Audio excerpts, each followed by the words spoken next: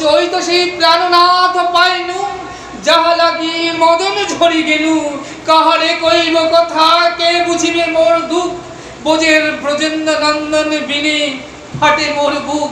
দেখ দেখ ওই যে রথের উপর বসে আছে যে লম্পট পুরুষ, সেই বৃন্দাবনের সেই যমুনা পুলিনে কদম্বের মূলে, সেই বৃন্দাবনে যেখানে ফুটেছিল কত সুগন্ধি ফুল, জুহি মালতী ফুল মল্লিকা, মৃদমন্দ পবন বইছিল, কত অলির গুঞ্জন ভ্রমরের গুঞ্জন, সেই নির্জন যমুনার তীরে সেই রাস রজনীতে আমি আমার মন প্রাণ ওই চোরাকে সমর্পণ করেছিলাম, তাকে স্বামিত্বে বরণ করে নিয়েছিলাম, ওই আমার প্রাণনাথ।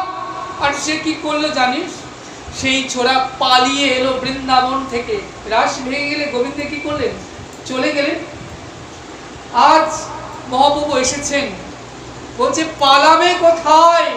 যেখানে যাও বধূ, আমি যদি তোমাকে ভালোবেসে থাকি ঠিক একদিন খুঁজে বের করবই করব, তোমাকে ধরবই ধরবো।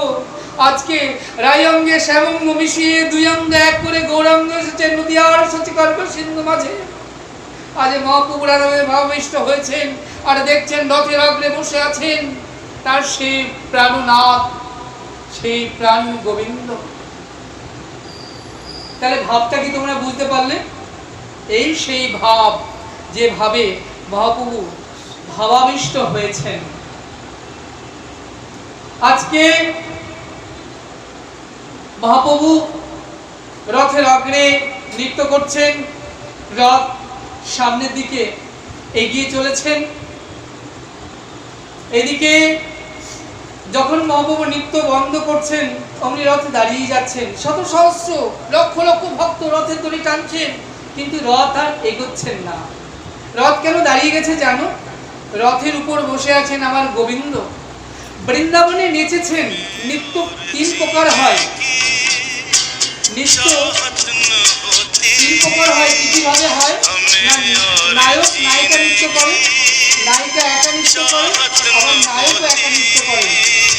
তো এই হচ্ছে নৃত্য করবার একটা ভঙ্গিমা। তাহলে যখন বৃন্দাবনে নৃত্য করেছেন, কিভাবে করেছেন? রাধা কৃষ্ণ মিলিত নৃত্য করেছেন রাসরজনীতে। কিন্তু সেদিন না নৃত্যটা কেমন হয়েছিল, কত সুস্বাদু হয়েছিল, কত আনন্দময় ছিল সে নৃত্য, দেখা হয়ে ওঠেনি। কারণ দুজনে একসঙ্গে নৃত্য করছে, কে কাকে দেখবে? ঘিরি ঘিরি ব্রজবালা সাথে লয়ে চিকন কালা, তাই না? সেদিন দেখা হয়নি। কিন্তু আজকে মহাপ্রভু মানে কি? রাধা কৃষ্ণ মিলিত তনু। তা মহাপ্রভু যখন নৃত্য করছেন জগন্নাথ রথে, দেখছেন সে নৃত্য, কাকে দেখছেন? রাধা আর কৃষ্ণ দুজন যেন মিলিত হয়ে নৃত্য করছেন। সেই নৃত্যটা কি চমৎকার, কি অপূর্ব তার সাধন। ওই রথ চলতে চলতে যখন তন্ময় হয়ে জগন্নাথ দেখছেন, আর অমনি রথের দড়ি, রথ আর এগোচ্ছে না, রথ থেমে যাচ্ছে, ভক্তরা টানলেও আর এগোচ্ছে না। আজকে প্রাণ ভরে দেখছেন। বৃন্দাবনে সেদিন নৃত্য দেখা হয়ে ওঠেনি, এই জগন্নাথ যেন ওই মহাপ্রভুর নৃত্য দেখছেন। আর কি হচ্ছে? আবার যখন মহাপ্রভু চলছে নৃত্য করতে করতে সপ্ত সম্প্রদায় ঘিরে, আবার রথ ধীরে ধীরে ধীরে ধীরে এগিয়ে যাচ্ছেন। এই যে আমরা আজকে আস্বাদন করছি, সামনে দেখো মা, আজ থেকে 15 দিন পর রথযাত্রা। তাহলে আমাদের জানতে হবে রথযাত্রার মাহাত্ম্য কি। তো আজকে সেই ব্রজগোপীরা, তারা যারা রাধা প্রেমে ভাবাবিষ্ট হয়েছেন, তো একদিন দেবশ্রী নারদ এসেছিলেন বৃন্দাবনে। তা এসে দেখলেন বৃন্দাবনে এত তাপ, নিচে তাকিয়ে দেখলেন যে বৃন্দাবনে এত তাপ তো হবার কথা নয়। বৃন্দাবনে এলে অঙ্গ সুশীতল হয়, ভজনের জায়গা বৃন্দাবন, তাহলে এত তাপ কেন? দেখলেন কৃষ্ণ বিরহে সব তাপিত হয়ে রয়েছে, সবার অঙ্গে কৃষ্ণ বিরহ জনিত তাপ।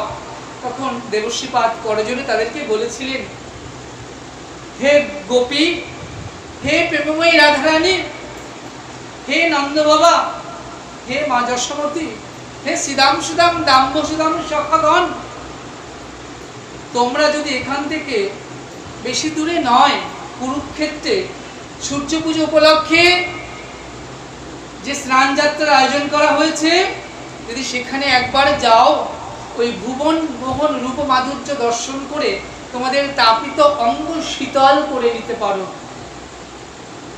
দেখো খুব কাছেই মথুরা, তারা কিন্তু গেলেন না, কারণ বৃন্দাবন মাধুর্যময় ভূমি আর মথুরা ঐশ্বর্যময় ভূমি, তাই না? আর কুরুক্ষেত্র মহাতীর্থ। তো সেখানে স্নান যাত্রায় মহা সমারোহ, আমার গোবিন্দ বসে আছেন চূড়াতে, কত রাজা এসেছেন, হ্যাঁ, কত সাধু সন্ত এসেছেন, দান ধ্যান চলছেন।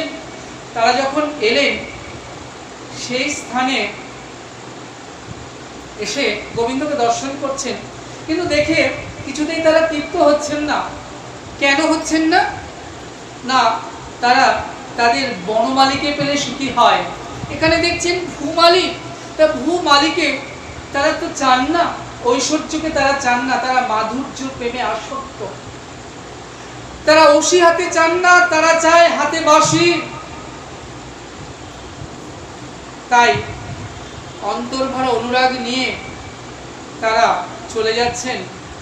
বললেন যে বধূর সঙ্গে আর সাক্ষাৎ দর্শন হলো না, মিলনও হলো না, মিলনের আশা তো করিই না, বধূর সঙ্গে সাক্ষাৎ দর্শনও হলো না। তো আজকে যখন অনুরাগ ভরা হৃদয় নিয়ে তারা সব ফিরে যাচ্ছেন, অমনি যোগমায়া দেখলেন লীলা তো ভেঙে যায়, তখন সামনে একটা ভ্রম বৃন্দাবন সৃষ্টি করলেন, করে তাদেরকে প্রাণ রক্ষা করলেন।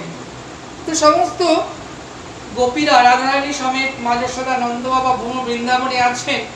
এমন সময় ছুটে এলেন যোগমায়া, প্রাণ গোবিন্দর কানে কানে এসে বললেন, ও গোবিন্দ, তোমার প্রেমময় রাধারানী এসেছিল তোমাকে দর্শন করবে বলে। এই কথা শুনে গোবিন্দ বললেন, কে এসেছিল? আমার প্রেমময়ী রাধা এসেছিল। রাধা নাম শুনে শ্যাম আঁখি জলে ভাসে, নয়ন জলে কাঁদছেন। অমনি গোবিন্দ রথখানা নিয়ে ছুটে চললেন প্রেমময়ী রাধারানীর সব গোপীদের সঙ্গে সাক্ষাৎ মিলন আকাঙ্ক্ষায়। অমনি যোগমায়া বললেন, কি করো কি করো কি? যে পোশাক, রাজ ঐশ্বর্য, রাজ বেশ, রাজ অলঙ্কার দেখে প্রেমময়ী রাধারানী অভিমান করে চলে গেলেন, গোপীরা চলে গেলেন, তুমি সেই রাজ বেশ করে চলে যাচ্ছ, তাহলে উপায়? অমনি পূর্ণমাসী যোগমায়া কি করলেন না, সব রাজবেশ খুলে রাখলেন গোবিন্দের, তার কাছে জমা রাখলেন, আর পরিয়ে দিলেন কি না ফুলবেশ। সেই বিমলা দেবী যোগমায়া গোবিন্দকে বৃন্দাবনের সেই শ্যাম সুন্দর নটবর রূপে সাজিয়ে দিচ্ছেন। ফুলবেশ, ফুলচূড়া, মোহনবাসী, হ্যাঁ, মাথায় মোহন চূড়া, চরণে নূপুর, হ্যাঁ, গলায় বজন্তী ফুলের মালা, পরনে পীতাম্বর বস্ত্র দিয়ে সুন্দর করে সাজিয়ে দিচ্ছেন। এবার গোবিন্দ যাবেন রথে করে। তো রথে করে গোবিন্দ যে রথে যায় তার নাম কি? কপিধ্বজ রথ। আর সেই রথটা টানে 4টি ঘোড়া। দেখবে রথযাত্রা যখন হয়, প্রথম রথটি দেখবে কার রথ? প্রথম রথ জানো প্রথমে কে যায়? হ্যাঁ, প্রথম রথটি কার হয় বলো, কে যায়?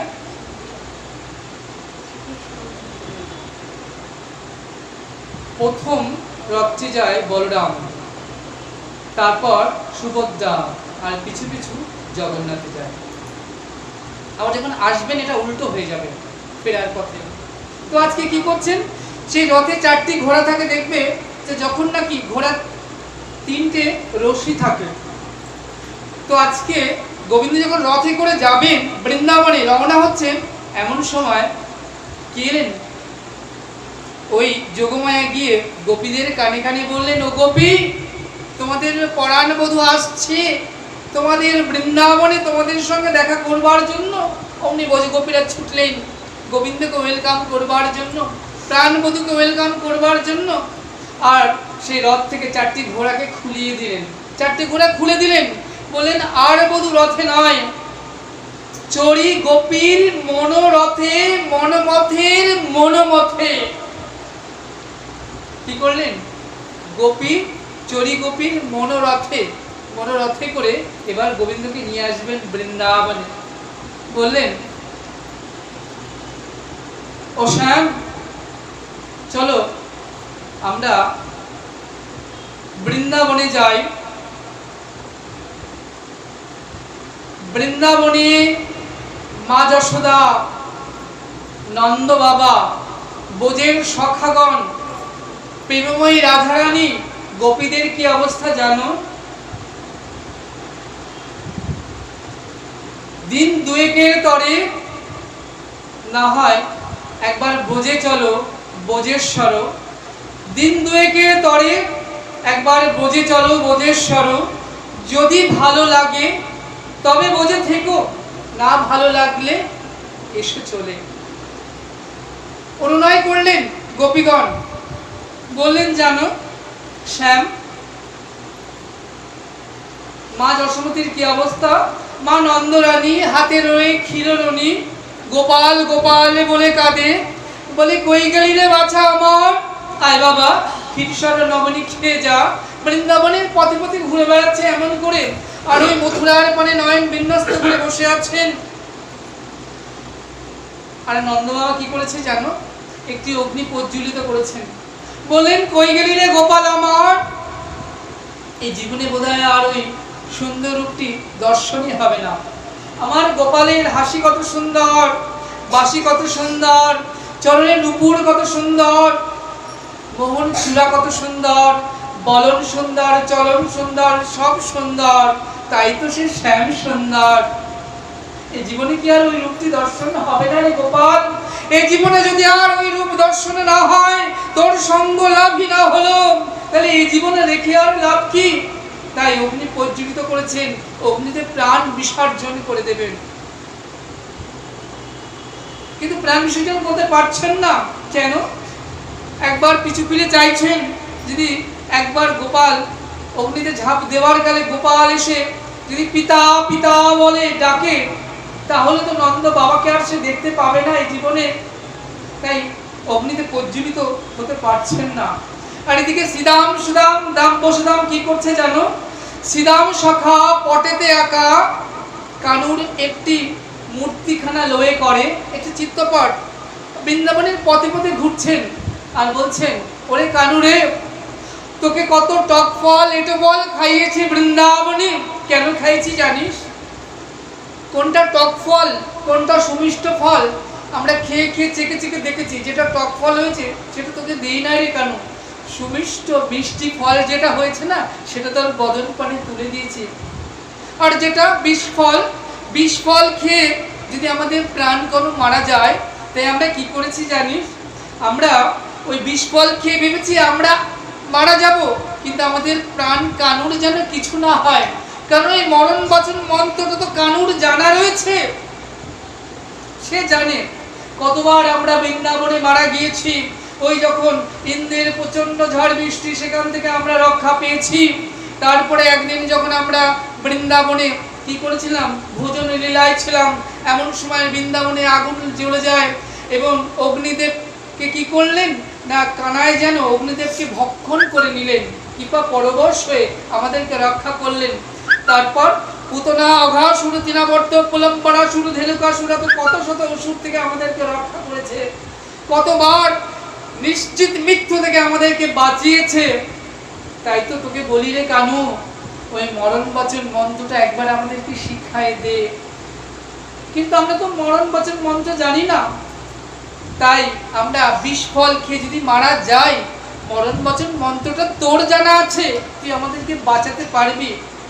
তাই তো তোকে বিষ ফল, মিষ্টি ফল, টক ফল চেকে চেকে তোকে খাইয়েছিলাম। আজকে কি বলছেন? আর তোকে বিষ ফল, টক ফল আর তোকে দেব না রে ভাই কানু। গোটা গোটা ফল ও চিত্তপটে ধরছেন। সেদিন তো বুঝি নাই রে ভাই কানু, টক ফল, মিষ্টি ফল, ওই এটো ফল খাইয়েছিলাম, তার ফলও আমরা অনেক পেয়েছি। তাই একবার তুই আয় রে ভাই কানু, একবার ফিরে আয়। বলে পথে পথে ঘুরে বেড়াচ্ছেন, শ্রীদাম শ্রীদাম দাম বসে দাম সপ্তাহ। তাই গোপীরা বলছেন বৃন্দাবনের সেই সমস্ত বিরহজনিত কথা আর গোবিন্দকে। গোবিন্দ বলছে, জানো গোপী, এর আগেও একবার বৃন্দাদূতে এসেছিল আমাকে মথুরায় নিয়ে যাবে বলে। তো কি হয়েছিল সেদিন জানো? তো বৃন্দা এসেছে, বৃন্দা এসে বলছেন, মহারাজ, মহারাজের জয় হোক। বলেন, আমি বললাম, কে তুমি? সে বললেন, আমি যে কে সে তো বলতে পারি না মহারাজ। আমার গোবিন্দ জিজ্ঞেস করলেন, তাহলে তোমার নামটা বলো। বলেন, আমার যে কি নাম সেটাও জানি না মহারাজ। নাম জানো না, সে আবার হয় নাকি? আচ্ছা তাহলে তুমি কোথা থেকে এসেছো বলো। বলেন, মহারাজ, কোথা থেকে এসেছি সেটাও বলতে পারি না। বলছে, নাম বলতে পারছো না, কোথা থেকে এসেছো সেটাও বলতে পারছো না। বলছি, মহারাজ, এ আমার দোষ নাই, এই মাটির দোষ, এই ভূমির দোষ।